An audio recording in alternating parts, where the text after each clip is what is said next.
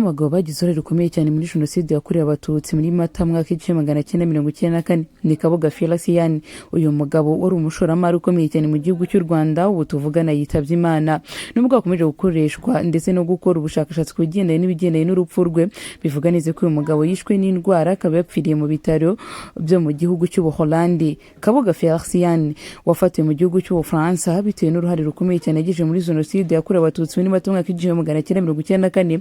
Bivugwa neza ko kuri uyu munsi ku itariki 16 z'ukwezi kwa gatanu umwaka wa 2026 yitabye Imana. Benshi bakomeje kuvuga byinshi ku bigendanye n'urupfu rwe, ubwo bamwe bakomeje kuvuga bati ashobora kuba ari umuntu wamwishe, abandi bakavuga byinshi ku bigendanye n'uko ngo Kabuga Cyan ngo ashobora kuba yishwe n'indwara. Ese burya koko Kabuga Cyan yishwe n'iki? Ni indwara ikomeye cyane yari afite ishobora kuba yamwishe aka kanya. Uyu mugabo upfuye ataraburana byahashinzwa ndetse n'uruhare rukomeye yagize muri Genocide yakorewe Abatutsi muri Mata mwaka w'1994. Benshi bavuga neza ko n'ubundi apfuye ngo bataramuburanisha. Uyu mugabo byakomeje kuvugwa neza ko agombaga kwezwa mu gihugu cy'u Rwanda kugira ngo abereho aburanira, maze akavuga neza ko kubigendanye n'uburwayi bye n'ibindi bibazo yari afite ngo bitakunda ko yerekeza muri iki gihugu cy'u Rwanda ngo aje kuburana ku bigendanye n'uruhare rwe muri Genocide yakorewe Abatutsi muri Mata mwaka w'1994. Kabuga Cyan ashinjwa ndetse yewe ahamwa n'ibyaha byo kugira uruhare rukomeye muri Genocide yakorewe Abatutsi muri Mata mwaka w'1994, kugira uruhare mu gutegura Genocide yakorewe Abatutsi, ibyaha bishingiye ku nyokomuntu ndetse we n'ubwicanyi bwateguwe. Kabuga Cyan rero wari umuherwe cyane icyo gihe ndetse akaba ari n'umushoramari mu gihugu cy'u Rwanda, ngo uyu n'umwe mu bagiye batanga inkunga zitandukanye kugira ngo Abatutsi bo mu bice bitandukanye by'igihugu cy'u Rwanda babona uko bicwa. Uyu mugabo wahise ahungira mu mahanga, bikavugwa neza ko mu mwaka wa 2020 ari bwaje gufatirwa mu gihugu cy'Ubufaransa, ndetse we n'ibyaha byinshi bikaza kumuhama ngo gusa kuza kuburanira mu gihugu cy'u Rwanda bikaba bisa nk'aho cyari ikintu gikomeye cyane. Ubu tuvugana ni ukuvuga ko yapfuye nyamara ataraburanishwa kuri ibi byaha yari ari gushinjwa. Kabuga Cyan bivuga neza ko mbere ya Genocide yakorewe Abatutsi muri Mata mu mwaka w'1994 yari umwe mu bahirwe bakomeye cyane bo mu gihugu cy'u Rwanda. Yari umugabo ufite amafaranga menshi, yari n'umugabo kandi wakoraga ibishoboka byose kugira ngo yubake igihugu muri icyo gihe cya kera. Gusa uyu nguyu yagize uruhare rukomeye muri Genocide yakorewe Abatutsi muri Mata mwaka w'1994.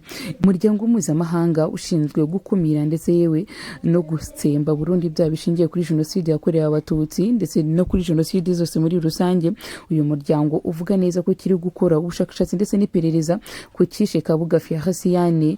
Uyu mugabo bivuga neza ko yapfiriye mu gihugu cy'Ubuholandi kugeza amagingo angaya. Gusa amakuru akomeje gukwirakwira hirya no hino ku mbuga nkoranyambaga nuko uyu mugabo yaje kwitaba Imana cyangwa yapfuye akaba apfiriye mu gihugu cy'Ubuholandi. Kabuga Cyan wari umaze imyaka myinshi ari gushinjwa ibyaha byagize muri Genocide cyangwa uruhare yagize muri Genocide yakorewe Abatutsi muri Mata mwaka w'1994. Ubu tuvugana yitabye Imana. Benshi bakomeje kuvuga neza ko n'ubundi nubwo apfuye nyamara ngo ari ibyaha bikomeye cyane yari yarakoze muri Genocide yakorewe Abatutsi, ngo ibi byaha akaba atigeze abiburana cyangwa akaba atarigeze abihanirwa, ngo akaba apfuye n'ubundi ngo atarigeze ahanirwa ibyaha yakoze. Abandi akavuga neza ko ubwo yapfuye n'ubundi ngo byarangiriye aho ngaho, cyane ko icyaha ari gatozi. N'umwe mu bagabo bakomeje kuvugwa hirya no hino mu bitangazamakuru by'igihugu cy'u Rwanda, ndetse akaba ari n'umwe mu bagabo bakomeje kuvugwa hirya no hino ku isi hatandukanye, aho yakomezaga gushinjwa ibyaha bigendanye na Genocide yakorewe Abatutsi, uruhare yagize muri iyi Genocide yakorewe Abatutsi ndetse n'ibindi byaha bifitanye inkomoko na Genocide ndetse n'inyokomuntu yose muri rusange. Ni umwe mu bagabo kandi ngo bari abaherwe mu gihe cya Genocide, akaragenda agatanga inkunga kuri leta yari iriho icyo gihe kugira ngo akomeze batsemba Abatutsi ndetse bamareho burundu. Rikamukaye tuze kugaruka tuvuga byinshi ku bigendanye n'amateka y'uyu mugabo ndetse n'uruhare rukomeye cyane yagize muri Genocide yakorewe Abatutsi. Tuze no kwibuka byinshi ku bigendanye n'ibyo yakoraga bitandukanye nuko abandi babitekerezaga. Amazina ye ni Kabuga Cyan. Kuri uyu munsi nibwo inkuru zikomeje gukwirakwira hirya no hino ku mbuga nkoranyambaga, bavuga bati umwe mu bagabo bari baragize uruhare rukomeye cyane muri Genocide yakorewe Abatutsi yaje kwitaba Imana, nubwo ibigendanye n'urupfu rwe bitaje kumenyekana cyane. Bikavugwa neza ko yapfiriye mu bitaro byo mu gihugu cy'Ubuholandi, ngo akakomeje gukora ubushakashatsi ku bigendanye n'icyamwishe, niba koko ari indwara cyangwa ari ikindi kintu gikomeye gishobora kuba cyihishe Kabuga Cyan.